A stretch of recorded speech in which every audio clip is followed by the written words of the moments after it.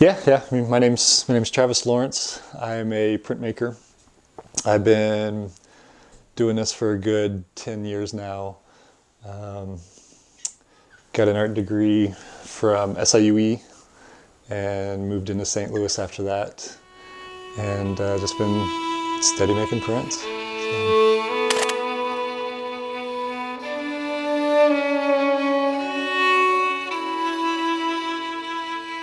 I didn't get into block printing until actually I was in Chicago, and I saw that guy's prints, the red. That's a guy named Pat Seals. It was at this. It was this. I think it was just like an upstairs dance party. It was probably someone's studio apartment that they turned into a DIY print show for the weekend, and it was these group of rowdy printmakers, and Pat's runs with them, and I saw his prints up on walls, and I was like, yeah, I need to do some woodcuts. I would get these wood blocks and I would take them home and I would just carve, and then 9-10 o'clock when all the other students were like, all right, we're going to the bars, I'd go into the print lab. I'd just bring my beer with me and I would just print there. And when I got out of school, it was the same thing. Like, I didn't have access to etching tools to where I didn't have the resources to have a bath of acid.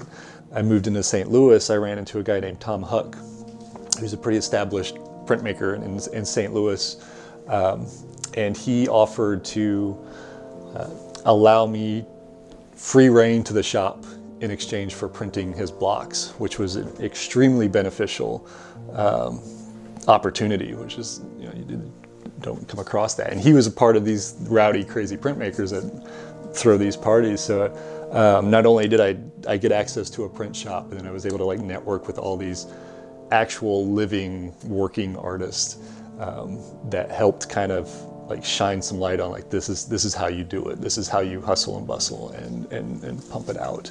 And then I just stuck with the block printing and have continued with that, and that's been about 10 years now. So you remove what you don't want to be printed. Essentially, it's a stamp, if for a better way of understanding it. So the raised part, whenever you get ink and you lay it across it, you've got this top layer that's going to transfer it onto, in this case, the paper. So you carve all it out, you lay down ink, you run it through a printing press here, and then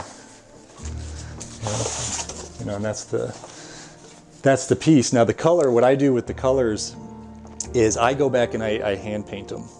I was in and out of school a lot. I dropped out of school about 3 times, and just trying to figure out what I wanted to focus on. I wasn't too crazy about academic art.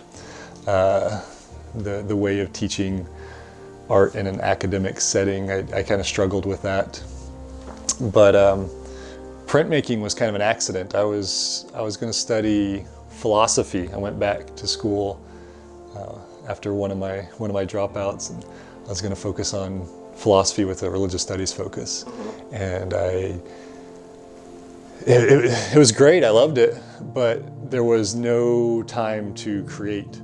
So I had to switch back over and get back in the art building. And when I signed up, she gave me an intro to photography and an intro to printmaking. And I thought I was going to focus on photography because I'd been doing a lot of photos.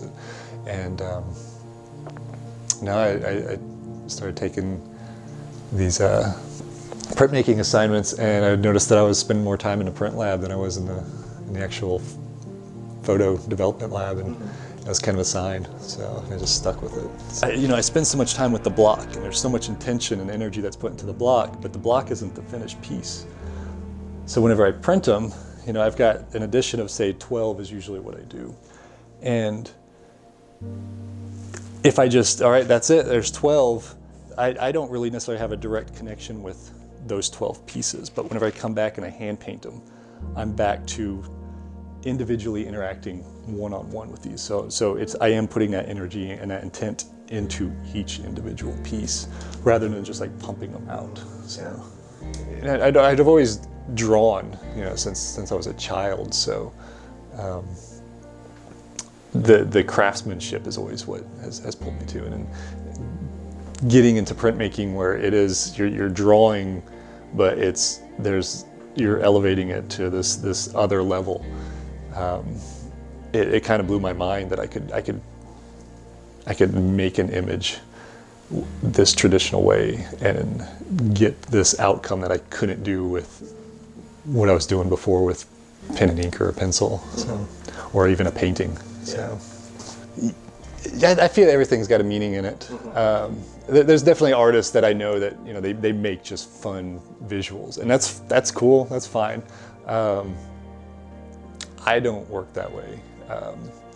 All of my images have something in it deeper than just strictly a visual effect. There is an engagement and an interaction that the viewer will have with it, and that's what it's encouraged as well. So there's narratives in each of the pieces. Yeah, that was from these I did in 2012. So that one's actually, you can see it. There's the block there, and that was me carving every night for several hours for a month to do that, which is still pretty impressive with that size. Like I was putting in like hours. Like I would get off work and I'd go home and I would just carve. So it's an extremely time-intensive process. These smaller ones, I can knock those out a little quicker, but still, like the detail is more refined at a smaller scale. So you do have to take your time with it. Whereas those, I've got a little bit larger cuts. Whereas these, I got to be careful not to screw up. Most of the prints that we look at, they've got a collection of symbols within them, and it's almost as if each symbol is a piece of a puzzle, and the way that they're laid out and the way that they interact with the other symbols, that's whenever a narrative is told or a meaning is told. I don't necessarily always know it whenever I'm creating it either. Some of them, a lot of the images just kind of happen. I'll have a sketchbook on my at all times, so it's just like this visual comes in my mind and I'll sketch it out, and then I start learning it, and then I start interacting with it, and as I'm creating these pieces, it's like I'm having a communication with these, and talking about Carl Jung, his idea was very heavy with what we refer to as archetypes, and what archetypes are is so we all understand what symbols are, but what archetypes are, what these symbols are referencing to. So it's like this higher ideal that is beyond like it's transcendent form, similar like what Plato talks about. And what the symbols do is they point to it so that we can interact with these higher forms through kind of a middleman, and that's what the symbols are. So with these pieces that are these collection of symbols and different things happening where they're referencing one way or they're laid out in a certain way. By me creating it, I'm having a direct connection with them, and ideally the viewer would as well. I was talking about just the analog, the craft process is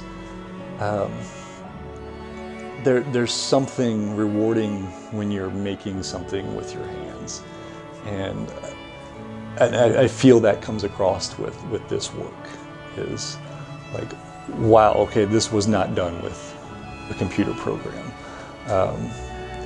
You can see areas where when carving, it chips, and things you can't control, which for me, I think that there's a beauty to that, because it's me having an interaction with this block. So it's not just me in full control, but it's this collaborative work with the piece that I'm working on.